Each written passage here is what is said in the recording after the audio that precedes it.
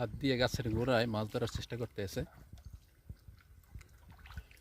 সমস্ত গাছের গোড়ায় অনেক মাছ থাকে, বিশেষ করে চিংড়ি মাছ, কাটালি চিংড়ি, তারপরে ট্যাংরা মাছ, পার্শে মাছ, বাইলে মাছ, এগুলো থাকে।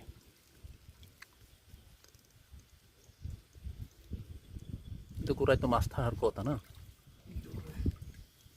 একটা আনতেন, মান্ডু আনতেন, তাহলে তুই করতে পারতেন, পানি ড্যাপ সরাই দিয়ে ধরতে পারতেন। এমনি তো আর ওইভাবে ধরা সম্ভব না। এগুলো গাছের গোড়া, দেখেন কেওড়া গাছের গোড়া, অনেক শ্বাসমূল। আর এই শ্বাসমূলের ভিতরে যদি মাছ থাকে তাহলে তো হাত দিয়ে এই মাছ ধরা এতটা সহজ কাজ না। ধরতে হলে অবশ্যই এই পানি আগে সরাইতে হইবে, তারপরে, তাছাড়া ধরা সম্ভব না। এক একটা গাছের গোড়ায় প্রচুর পরিমাণে শ্বাসমূল।